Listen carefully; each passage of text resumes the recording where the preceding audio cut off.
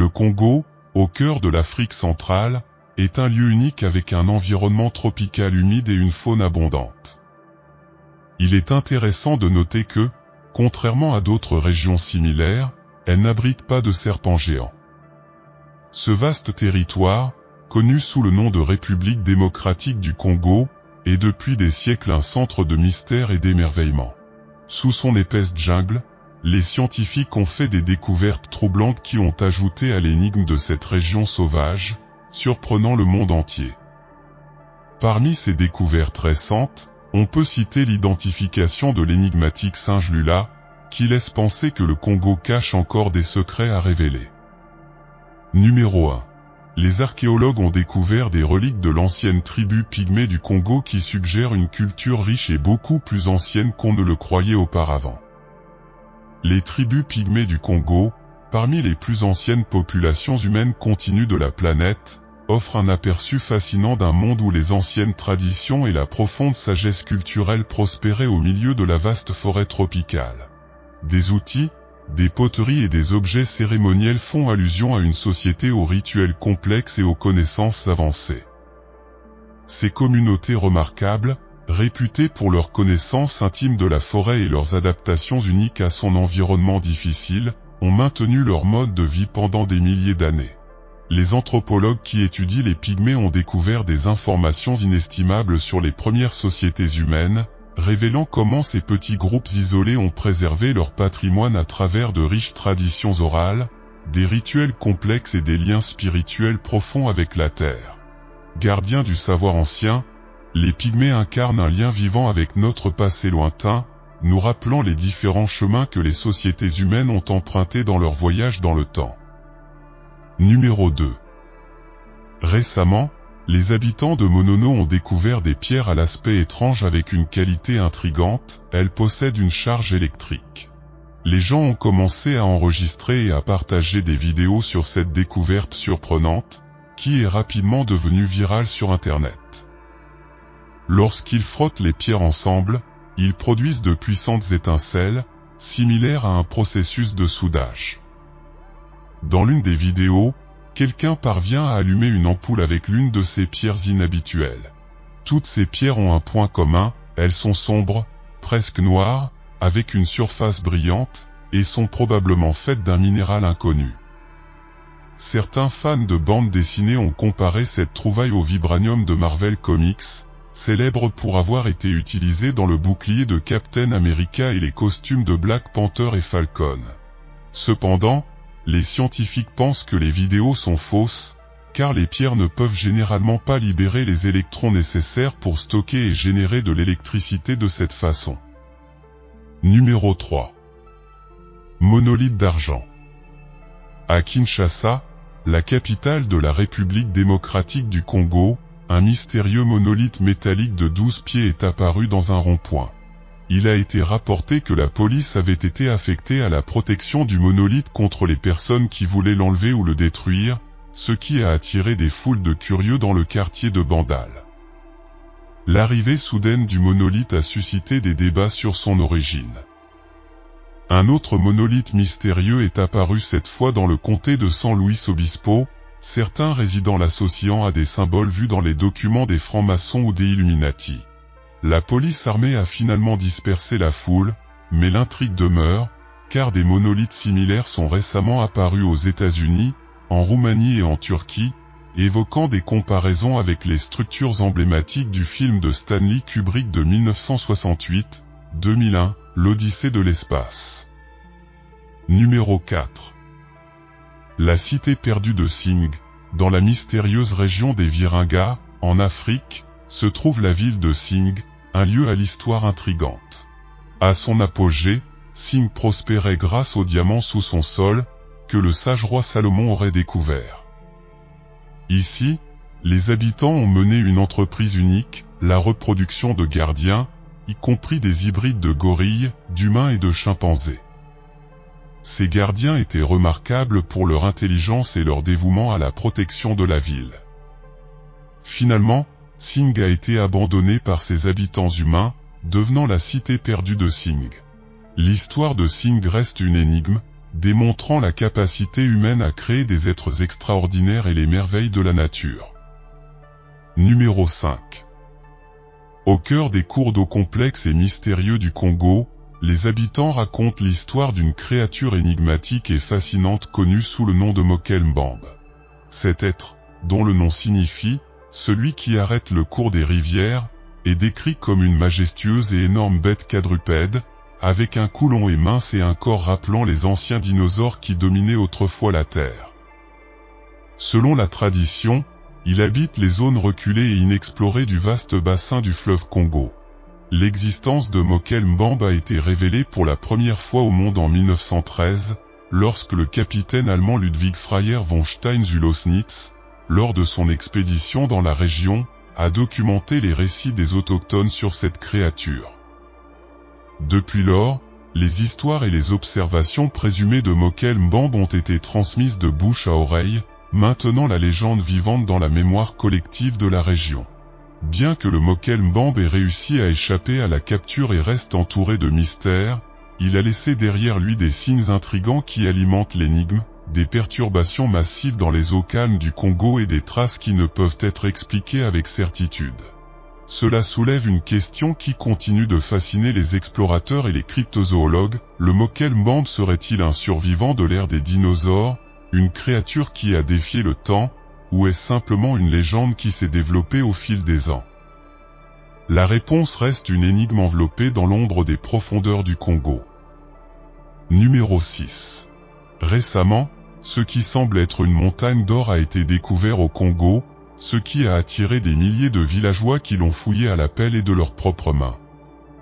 Cet événement met en lumière l'abondance des ressources naturelles du pays. Cependant, malgré sa richesse, le Congo reste l'un des pays les plus pauvres en raison de la répartition inégale des richesses. Les autorités sont intervenues pour récupérer l'or et ont temporairement interrompu les activités minières dans la région jusqu'à ce que la réglementation soit respectée. De plus, certaines personnes ont lié cette découverte à d'anciennes prophéties sur des événements importants. Seul le temps révélera sa véritable importance et ses conséquences. Numéro 7. Dans les sphères mystérieuses, le Costa Rica peut être célèbre pour de nombreuses raisons, mais vous ne savez peut-être pas qu'il est également connu pour avoir une grande collection de pierres presque parfaitement rondes. Pour en savoir plus sur ces énigmatiques sphères de pierre, il faut remonter aux années 1930. À l'époque, la United Fruit Company était à la recherche de nouvelles terres pour démarrer sa plantation de bananes dans l'ouest du Costa Rica, près de l'océan Pacifique. Cependant, lorsque les ouvriers ont commencé à nettoyer la jungle dense, ils ont trouvé quelque chose d'étrange, des sphères de pierre. À l'œil nu, cela peut ne pas sembler inhabituel, mais certains ne faisaient que quelques centimètres de diamètre, tandis que d'autres étaient énormes. En fait, le plus grand mesurait jusqu'à 2 mètres de diamètre et pesait plusieurs tonnes. Mais d'où viennent ces sphères? Ou ne sont-ils pas de ce monde? Il était évident que ces formations avaient été créées par l'homme, car les roches n'existent pas naturellement sous des formes aussi uniformes. Rapidement, les habitants ont commencé à spéculer et de nombreux mythes ont émergé pour expliquer son origine. Certains pensent qu'ils ont été apportés par des extraterrestres, tandis que d'autres les associent au continent perdu de l'Atlantide. L'étude scientifique des pierres a commencé au début des années 1940. Depuis lors, environ 300 sphères de pierre ont été trouvées à travers le pays. Bien que beaucoup d'entre elles ne soient pas parfaitement rondes, elles sont étonnamment lisses, et les mesures scientifiques ont révélé que plusieurs sont très proches d'être des sphères parfaites. Mais la question la plus difficile à répondre reste, pourquoi ces pierres ont-elles été fabriquées et à quoi servaient-elles? À ce jour, personne ne le sait avec certitude. Numéro 8. Dans les eaux acides de l'Afrique centrale, une créature distinctive avec un motif semblable à celui d'une girafe a nagé inaperçue pendant des années, jusqu'à ce qu'un groupe de scientifiques en visite fasse une découverte remarquable. Lors d'une étude sur les poissons dans plusieurs rivières de la République démocratique du Congo entre 2021 et 2023, les chercheurs, avec l'aide de pêcheurs locaux, ont attrapé des dizaines de ces poissons aux motifs uniques. En y regardant de plus près, ils se sont rendus compte qu'ils avaient découvert une nouvelle espèce, Paraloglanis stasny, également connue sous le nom de poisson-chat girafe de Stasny. Malgré leur apparence frappante, ces poissons-chats sont relativement petits, atteignant environ 9 cm de long, avec de grandes bouches, de petits yeux et des corps courts et trapus. Ces taches brunes et crème rappellent fortement la coloration distinctive d'une girafe, un détail qui intrigue encore plus les chercheurs. Cette découverte ajoute un nouveau chapitre fascinant à la riche biodiversité des fleuves du Congo et démontre la capacité de la région à surprendre et à ravir même les scientifiques les plus expérimentés. Numéro 9. Le merveilleux baobab. Avez-vous vu un arbre avec des super-pouvoirs? Oui, vous avez bien entendu. Cela peut paraître étrange, mais le baobab est un véritable super-héros parmi les arbres. On sait qu'il existe depuis l'époque des dinosaures, il y a plus de 200 millions d'années. Cette plante étonnante perdure là où peu d'autres le peuvent. Les baobabs peuvent vivre des milliers d'années. Le plus ancien enregistré était le baobab Pank, au Zimbabwe, qui a vécu 2450 ans. Ponctuant les savanes arides africaines, le baobab est l'un des arbres les plus emblématiques et les plus utiles de la planète. Cette plante colossale a fourni de la subsistance aux tribus depuis des temps immémoriaux. Son large tronc peut stocker de l'eau et survivre dans des conditions sèches. Même s'il perd ses feuilles pendant une longue période, il peut repousser lorsqu'il pleut. De plus, cet arbre stocke non seulement l'eau, mais est également utile à bien des égards, ses feuilles peuvent être consommées, ses fruits sont très riches en vitamine C, son écorce est utilisée pour fabriquer des vêtements et des cordes solides, et ses graines peuvent être transformées en huile de cuisson. Pour toutes ces raisons, on l'appelle l'arbre de vie. Numéro 10. Dans les forêts reculées de la République démocratique du Congo, des scientifiques ont récemment identifié une nouvelle espèce de singe, connue localement sous le nom de Lula et scientifiquement nommée Cercopithecus. Ce primate insaisissable, familier des chasseurs locaux mais inconnu du reste du monde, a été découvert dans les profondeurs du bassin forestier de Lomami, une région qui a connu peu d'exploration biologique. Leur découverte marque seulement la deuxième fois en 28 ans qu'une nouvelle espèce de singe a été identifiée, montrant que le monde a encore des merveilles à découvrir. Le Lula est particulièrement frappant, avec de grands yeux presque humains, un visage rose et une crinière dorée, ce qui en fait une découverte fascinante à une époque où une grande partie de la surface de la Terre a été photographiée et numérisée. Le scientifique principal, John Hart, a exprimé sa surprise de trouver une nouvelle espèce dans une zone aussi vaste et inexplorée, soulignant l'importance de poursuivre l'exploration dans des régions telles que le bassin forestier de Lomami. Numéro 11. Les singes de la forêt de Bell Forest. Une révélation surprenante a mis la forêt de Bell sous les projecteurs, où les idées de Charles Darwin sur l'évolution ont été étudiées pendant des générations. La recherche du chaînon manquant reliant les humains et les primates est un mystère de longue date. Bien que nous partagions un ancêtre commun avec les singes, les différences entre nous ont intrigué les scientifiques. Au Congo, une civilisation avancée de chimpanzés connue sous le nom de singe Billy a été découverte. Ces chimpanzés partagent une grande partie de leur ADN avec les humains et sont plus grands et plus agressifs que les autres. Ils font même face à des lions. Les crânes trouvés dans la région présentent des similitudes avec les chimpanzés et les gorilles, ce qui laisse supposer qu'ils pourraient être un chaînon manquant dans l'évolution humaine. La communauté scientifique s'intéresse à cette révélation, car elle pourrait aider à résoudre l'un des plus grands mystères de notre histoire. Numéro 12. Le gigantesque serpent du Congo. En 1959, le colonel Rémy Van Lierde, de l'armée de l'air belge, a fait une étrange rencontre alors qu'il survolait les forêts du Congo belge. Il a vu un serpent colossal de près de 15 mètres de long, avec une tête triangulaire et des écailles vertes et brunes sur le dessus et un ventre blanc. Le serpent leva la tête à une dizaine de pieds de haut, comme s'il avertissait d'une éventuelle attaque. Le colonel, stupéfait, décida de rentrer rapidement à la base pour éviter le danger. Heureusement, il n'a pas manqué l'occasion de documenter cette rencontre hors du commun. À l'aide d'une caméra embarquée, il a capturé des images du gigantesque serpent, prouvant ainsi son existence. La véritable origine de cette créature reste un mystère. Les chercheurs pensent qu'il pourrait s'agir d'un python de roche africain extrêmement grand, d'une espèce jusqu'alors inconnue, ou même d'un descendant de l'ancien serpent géant Titanoboa. Si l'estimation du colonel Van Lierde est correcte, cet énorme serpent du Congo dépasserait tous les records connus, mettant en évidence l'incroyable biodiversité et les merveilles cachées des forêts tropicales du Congo. Numéro 13. Sous les pentes ardentes du mont Nongo se trouvent des cavernes où les voies semblent parcourir des kilomètres, devenant de plus en plus fortes et déformées à chaque écho. Le mont Nongo, un volcan imposant qui s'élève à l'extrémité orientale du bassin du Congo, est une merveille géologique et une source à la fois d'émerveillement et de crainte.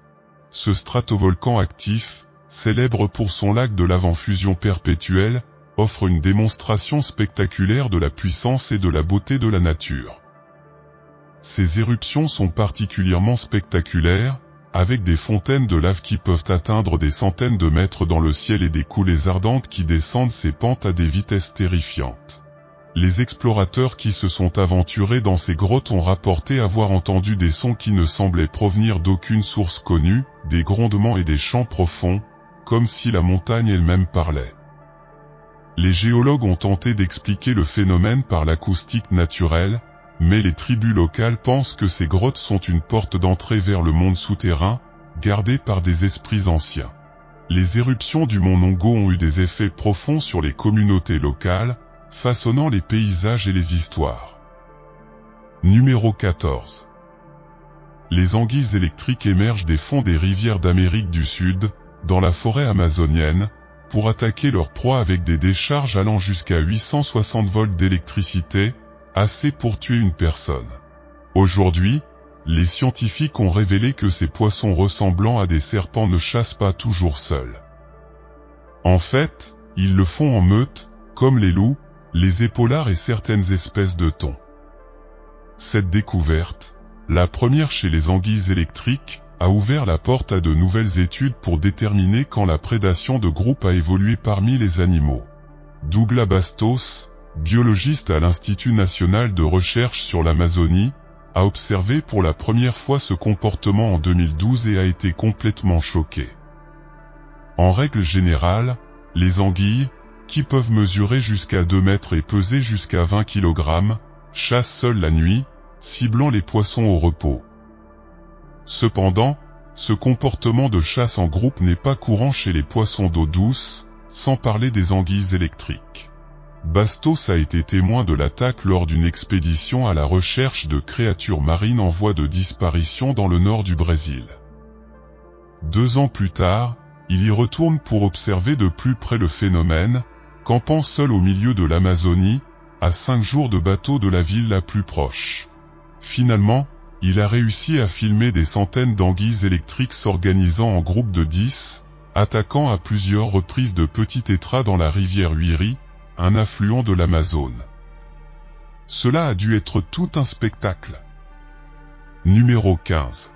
Tristan da Cunha, dans la vaste étendue de l'océan Atlantique Sud, une petite pointe de terre émerge des vagues, un endroit si éloigné et isolé qu'il a gagné le titre d'île habitée la plus éloignée de la planète, Tristan da Cunha.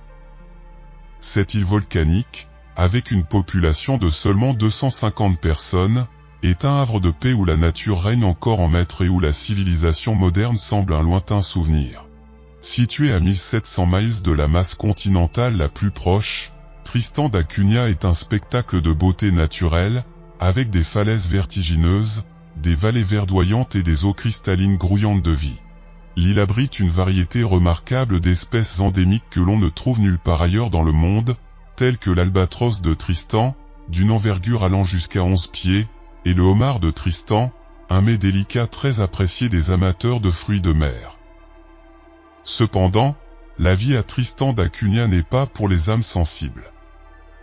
L'île est si éloignée qu'elle n'est accessible qu'après une excursion en bateau d'une semaine depuis l'Afrique du Sud.